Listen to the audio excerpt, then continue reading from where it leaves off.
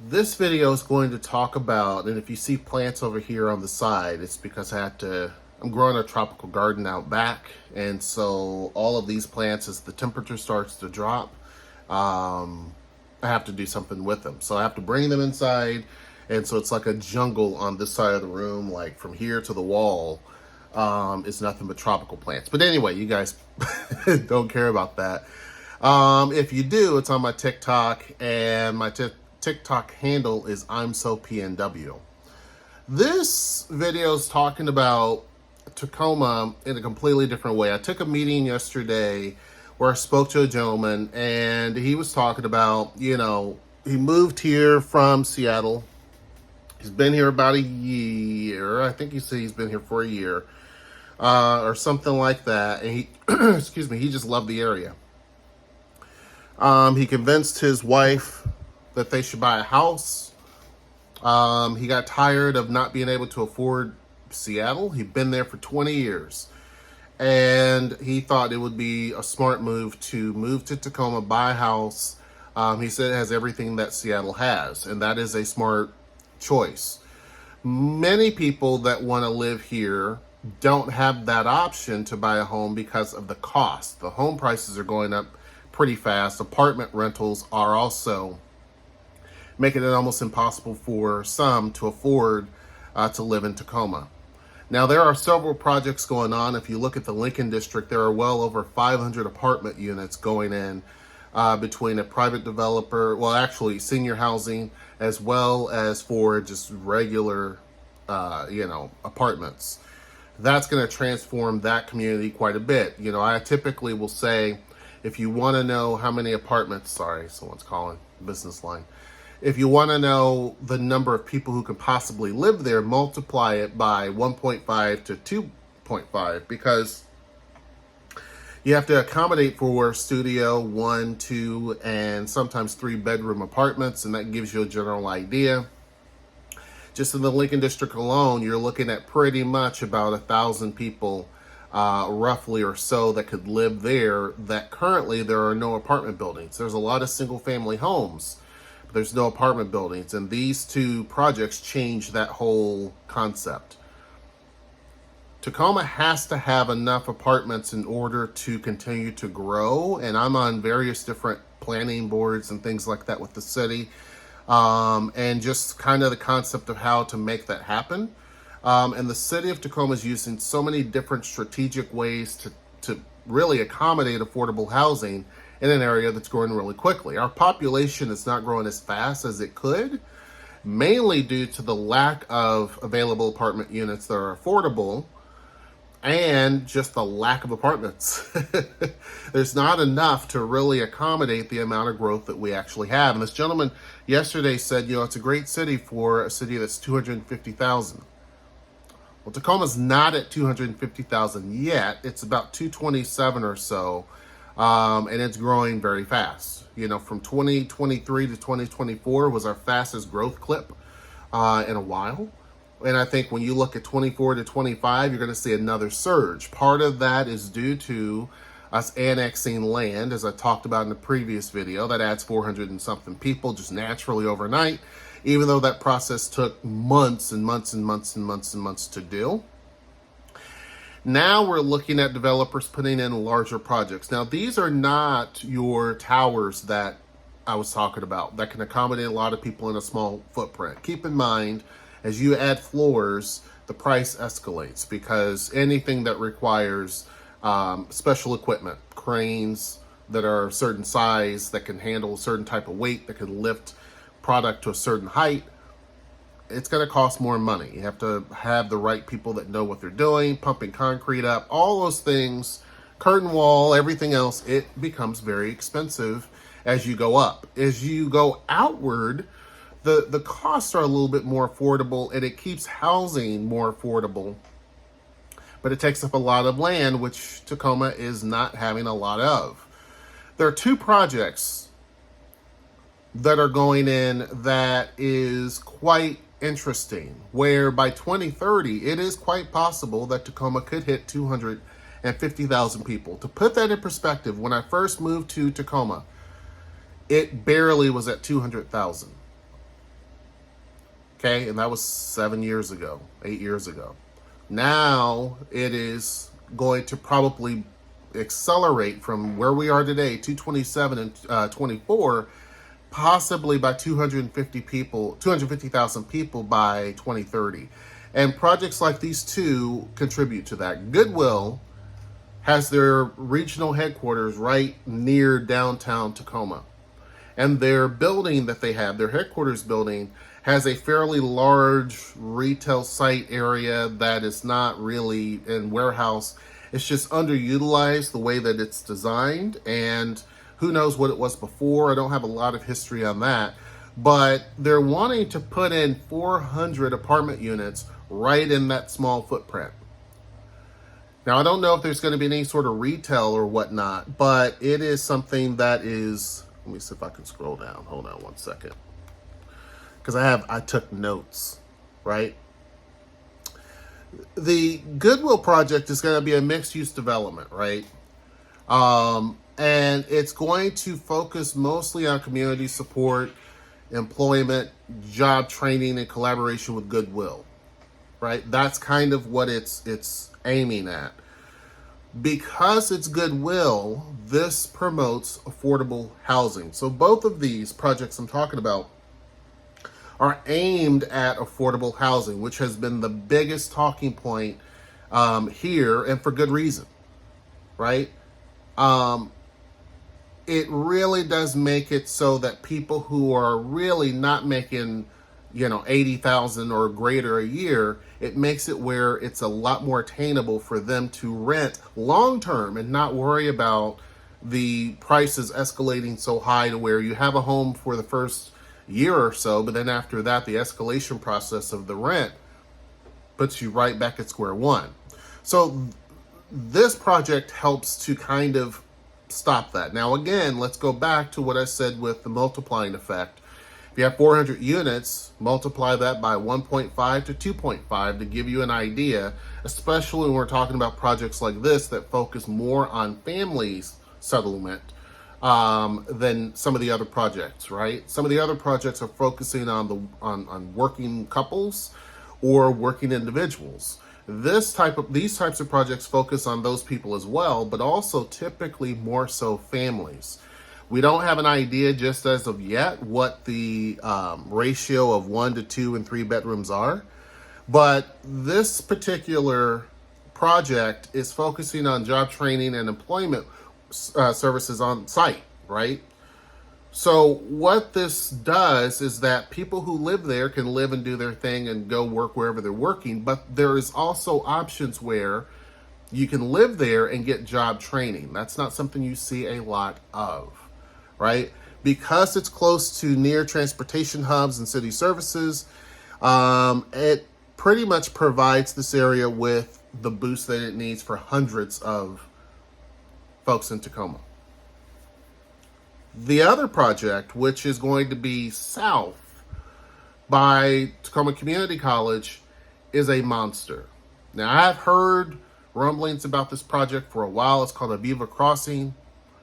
It's going to add 500 apartment units in that development site. Now, this particular project, and typically when there's housing projects, my concern is, yes, affordability, but what about livability? Like things around them, what can increase walkability, access to services and retail and all the things. And this particular project actually both conquer that. The one with Goodwill is close enough downtown to where you have access to all these things, even if you were walking. This one in the community college area does the same thing, right? Does the exact same thing.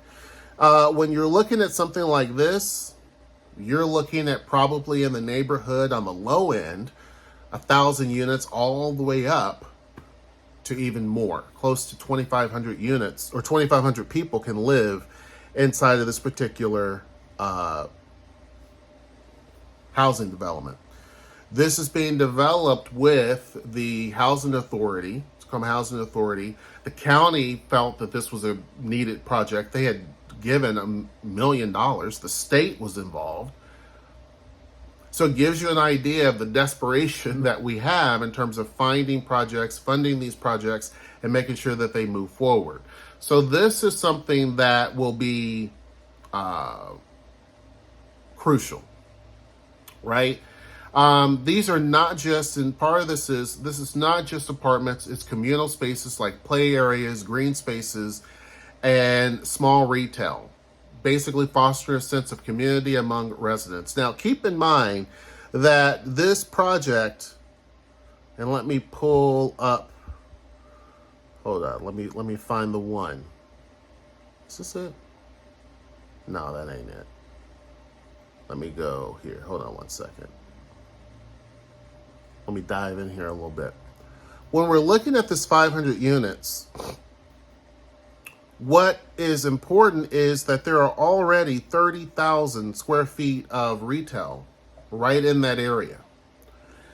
And that 30,000 is due to the town center that's already in that general area.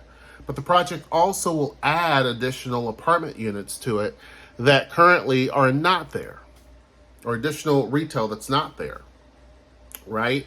So it's really adding more into that area. And on top of that, they claim in 2040, 2041, who knows, Sound Transit is going to extend the Tacoma Link light rail all the way to TCC. So the station for the Tacoma Link light rail will be right there in that general area, right? So what this does, I'm operating literally 3 screens because I'm doing other stuff and trying to manage this, but I can do it. I mean, it's not a challenge for me. Excuse me, not yet.